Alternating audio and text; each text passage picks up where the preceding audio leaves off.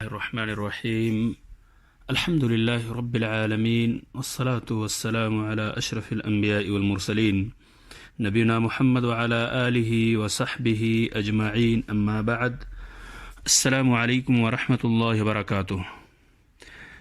معزز سامعین کرام، 40 نوویہ کی 18ویں حدیث جو ہمیں تقوی اور حسن اخلاق کی دعوت دیتی ہے آپ کے لیے پیش کی جا رہی ہے. سماعت فرمائیں. عن ابی ذر جندب بن جنادة الغفاری و ابی عبد الرحمن معاذ بن جبل رضی اللہ عنہما عن رسول اللہ صلی اللہ علیہ وسلم قال اتق اللہ حیث ما کنت واتبع السیئة الحسنة تمحها وخالق الناس بخلق حسن. رواہ الترمذی وقال حدیث حسن وفي بعض النسخ حسن صحیح. ترجمہ: ابو ذر اور معاذ رضی اللہ عنہما سے روایت ہے کہ رسول اللہ صلی اللہ علیہ وسلم نے ارشاد فرمایا: اللہ سے ڈرتے رہو، اللہ کا خوف کھاتے رہو، جس جگہ بھی رہو، جہاں بھی رہو. برائی کے بعد نیکی کر لو، یعنی غلطیاں اگر سرزد ہو جائیں، برائی ہو جائے تو اس کے بعد نیکی کر لو. نیکی یہ برائی کو مٹا دے گی. اور لوگوں کے ساتھ اچھے اخلاق کا معاملہ کرو.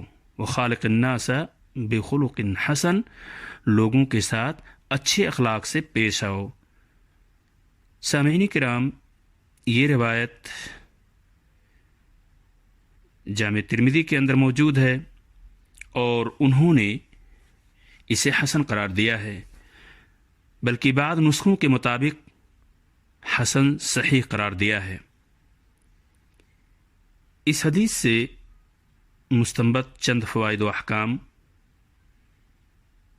آج کے اس درس میں سماعت فرمائیں گے، اور باقی چند باتیں جو رہ جائیں گی دوسری قسط میں انشاءاللہ آپ کے لیے پیش کی جائیں گی. سامعین کرام، یہ بہت عظیم حدیث ہے. اگر دیکھا جائے تو اس حدیث کے اندر حقوق اللہ اور حقوق العباد کو اکٹھا کر دیا گیا ہے.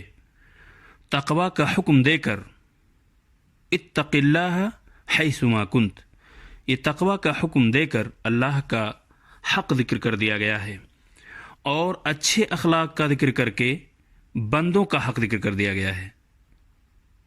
وخالق الناس بخلق حسن، اور درمیان میں کوتاہیوں کی تلافی کا ایک بہترین نسخہ بتایا گیا ہے.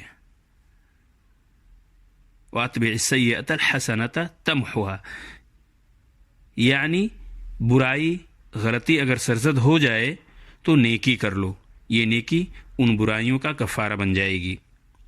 سامعین کرام، تقوی کیا ہے؟ تقوی یہ ہے کہ آدمی اپنے اور عذاب الہی کے مابین بچاؤ کا سامان کر لے، بئیں طور کہ احکام کی پابندی کرے اور ممنوعات سے دور رہے، تمام احکام کی بجاوری کرے اور تمام منہیات سے دور رہے. تقوی تمام اگلے اور پچھلے لوگوں کے لیے اللہ کی وصیت ہے. اسی لیے قرآن مجید کے اندر اللہ تبارک تعالیٰ کا ارشاد ہے: وَلَقَدْ وَصَّيْنَا الَّذِينَ أُوتُوا الْكِتَابَ مِنْ قَبْلِكُمْ وَإِيَّاكُمْ أَنِ اتَّقُوا اللَّهَ. سورۃ النساء 131 آیت نمبر. اس آیت کے اندر اللہ تعالیٰ فرماتے ہیں: اور واقعی ہم نے ان لوگوں کو جو تم سے پہلے کتاب دیے گئے تھے اور تم کو بھی یہی حکم کیا ہے کہ اللہ سے ڈرتے رہو. نیز ہر رسول اپنی قوم سے یہی کہا کرتے تھے، جتنے بھی رسول آئے انہوں نے اپنی قوم کو یہی درس دیا: اعبدوا اللہ واتقوہ. سورۃ العنکبوت آیت نمبر 16. اعبدوا اللہ واتقوہ، اللہ ہی کی عبادت کرو اور اسی سے ڈرو. وہی سے ہے جس سے ڈرنا چاہیے۔ سلف صالحین بھی باہم اسی کی وصیت، نصیحت اور تاکید کیا کرتے تھے۔ تمام رسولوں نے اپنی قوم کو یہی درس دیا ہے۔ لائق احترام سامعین، تقوی اللہ کا ڈر اور اللہ کی نگرانی کا احساس خلوت و جلوت ہر جگہ مطلوب ہے۔ جہاں لوگوں کی نظر پڑ رہی ہو اور جہاں لوگوں کی آنکھوں سے دور ہوں، اوجھل ہوں، جس حالت میں بھی ہوں، جس جگہ ہوں، کھلے چھپے ڈھکے، ہر جگہ اللہ تعالیٰ سے ڈرتے رہنا ہی کامیابی کی کنجی ہے۔ آدمی اللہ کے ساتھ اگر اپنا معاملہ درست کر لے تو اللہ تعالیٰ مخلوقات کے ساتھ اس کے معاملات کو درست کر دے گا۔ لیکن اگر کوئی بدنصیب ایسا ہے جو اللہ کو ناراض کر کے لوگوں میں قابل تعریف بننا چاہتا ہے تو اللہ بھی اس سے ناراض ہو جاتا ہے، اور تعریف کرنے والے بھی ایک مدت بعد اس کی مذمت کرنے لگتے ہیں۔